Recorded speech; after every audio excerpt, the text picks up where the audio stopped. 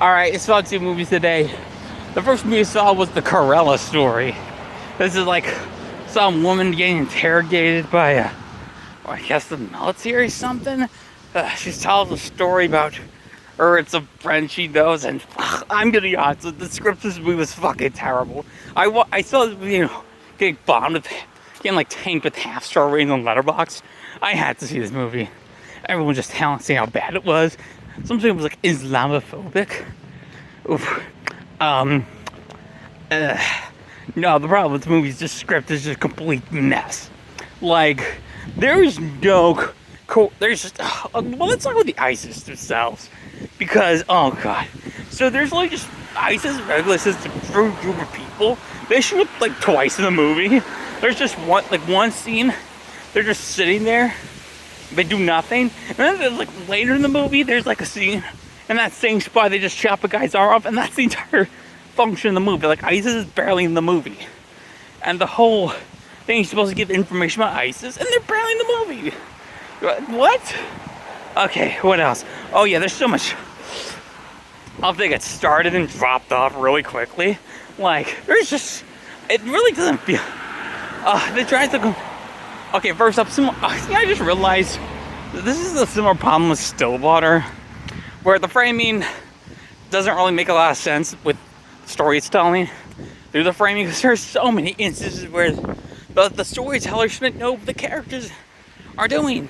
Why do writers do this? It's the thing now, just have poorly thought out frame narratives that don't need to be there, just make no sense when you think about it.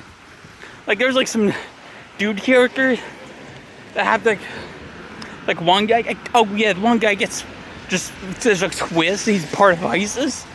And I forgot about it because it's like barely point at the movie. It was literally nothing twist. Like, there was literally nothing foreshadowing. It was so stupid. Yeah, it's in a. Please, writers, if you're having someone tell a character tell a story, make sure it's plausible. They know all the events of your story. Oh god, what else? Oh yeah, what else? So, there's some pretty funny parts that are so stupid. Like, there was this one scene, a girl just gets texted her boyfriend to have her like send nudes now. It was so funny. There's another scene that's really, really stupid. So like, this girl, she like converts to Islam. That thinks to be for the boyfriend. That was just so thrown in last minute, and apparently her father got this shock and got to go to the hospital. We don't know this until like they're actually in the hospital. It was so after left field, and she just disses him. It was so funny. Oh my god, what else is stupid? This damn movie. Okay, I need to talk about this part that really, really bugs me. Okay, I'm going to mention a rape scene, so I'll wave my hand when the talk is over. In case you want to skip that, I'll understand. So, there's a scene, a moment where like a woman gets unconscious, gets raped. Okay, that makes no sense. So she's lying, so what's happening, she's lying on the bed, completely like, laid down. And the fucking guy raped her is like, literally positioned where it'd be like the lower part of her left leg. It's not like I can tell by the camera movements. So the camera's just showing, facing her right side of her body, and then it zooms in to show a guy through peeking through curtain.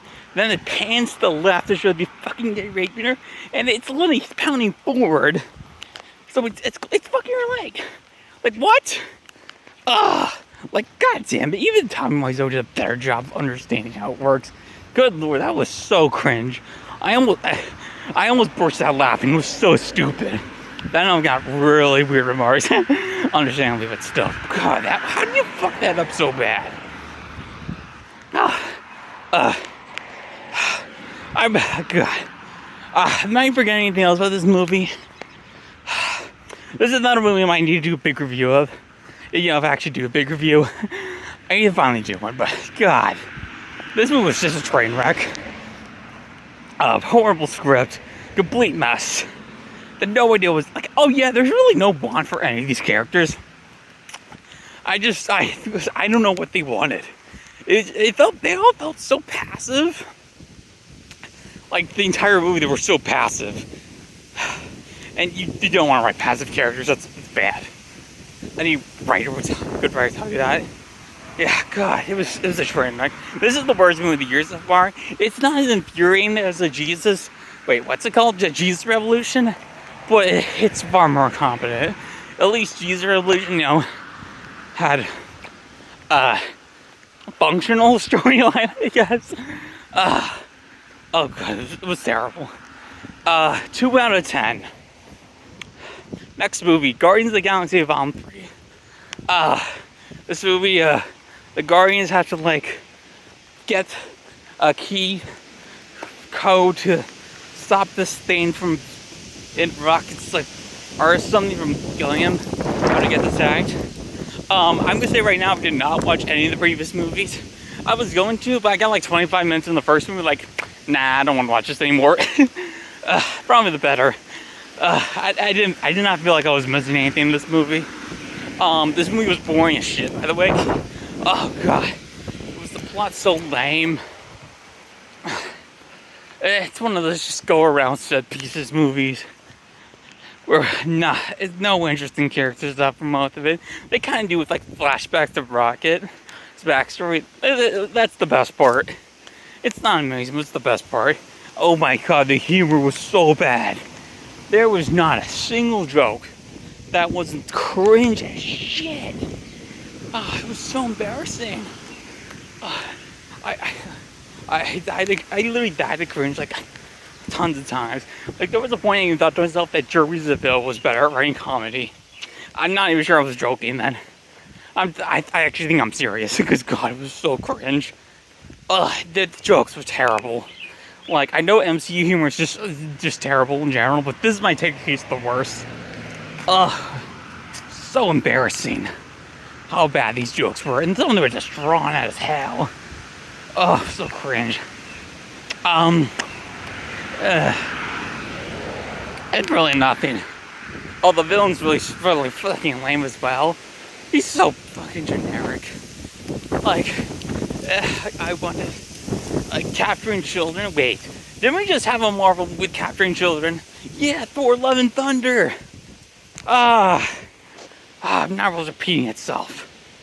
Good job, Marvel. That kind of was an arc for Rocket, but it was really last minute. We were God, saves the animals.